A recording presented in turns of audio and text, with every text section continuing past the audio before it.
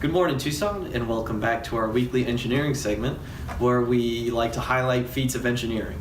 This week we'll be discussing harvesting energy, current methods, and future methods. To start off, we're going to talk about the most prominent of all the energy that we have today, which is fossil fuels.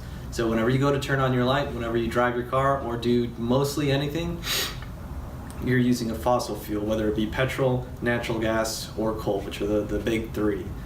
The only problem with these is these sources are finite, and they do produce harmful emissions such as greenhouse gases, which scientists have shown is leading to climate change. It's the cause of climate change. So we need to take a step in the right direction and come up with more green ways of harvesting energy and creating energy. To highlight a few of our current methods, we have tidal, photovoltaic cells, nuclear, and even wind. You know, there is drawbacks to these though, such as photovoltaic cells. Their theoretical maximum efficiency is only 30%. With tidal and solar, we don't really have a way of storing the energy yet. And nuclear, the public just doesn't like to hear nuclear energy. I don't know why.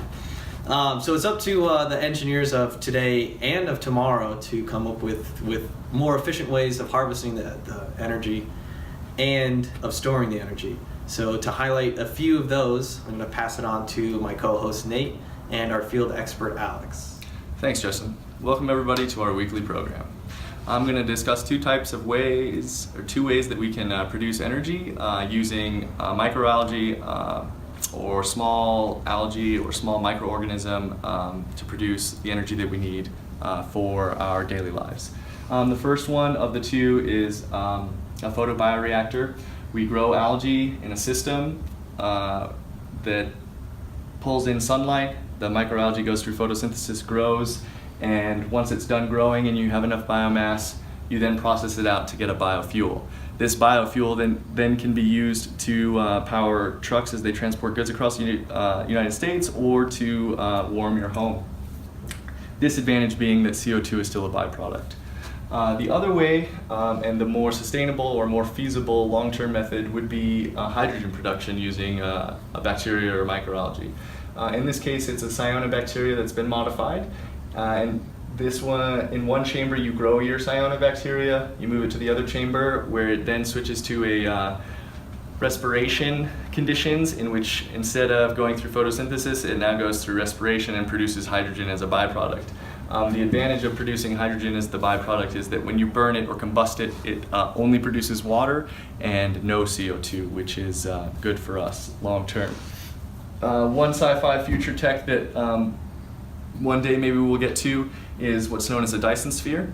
It is where you encapsulate the sun completely all the way around, and you're able to harvest all of the energy that's output from the sun at that point.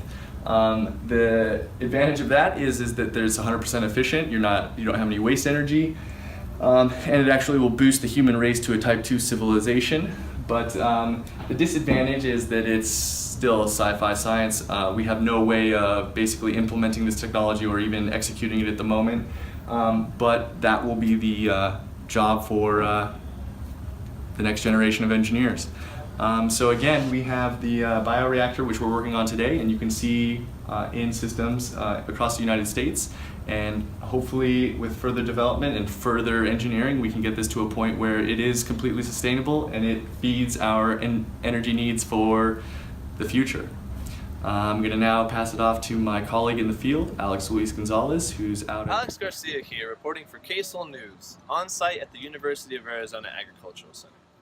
Here next to me, I have the Himawari light harvester, one potential solution to our sustainable light harvesting needs of the future. It's developed in Keio University in Tokyo, Japan. The Himawari is being tested here in Tucson, Arizona, where sunlight is readily available 365 days out of the year. As you can see, it's made out of 7 polycarbonate plastic lenses, each with a Fresnel grating that concentrate the light into one focal point where it reaches 7 fiber optic cables for each lens, which all go downwards and indoors. This is a PAR sensor. It keeps the lenses facing the sun throughout the entire day for maximum light collection. The Himawari stands at 1.3 meters tall, so no buildings or cars could obstruct its vision of the light. What about clouds, you say? Well, it has an internal clock that keeps track of where the sun should be throughout the day and estimates it based on that. And when the clouds disappear, the PAR sensor comes back and does its job. This giant dome is just an acrylic plastic covering protecting the Himawari from potential rain, snow, or hail damages. Fiber optic cables that carry the light to whatever facility we need them, possibly indoor cultivation. But be careful, the longer the cables are, the more light they'll lose on the journey there. The Himawari is not the only sunlight harvester being developed today for indoor cultivation purposes. As far as efficiency goes, about 23.2% of the sunlight that hits these lenses make it indoor through the fiber optic cables. The Himawari has a lot going for it, but future engineers still could make a lot of design improvements that could increase the efficiency. We're already seeing other light harvesters throughout the world reaching efficiency rates of 46.1%. But they do use the liquid-based fiber optic cables. They have parabolic lenses as opposed to graded ones, and they even use different materials, metals as opposed to plastic. Thanks for joining me on this segment. I hope you guys learned something about the Himawari or light harvesting today. Back to you guys at the cube. Well, thanks for tuning in, guys, to our segment. We hope to see you back next week, as always.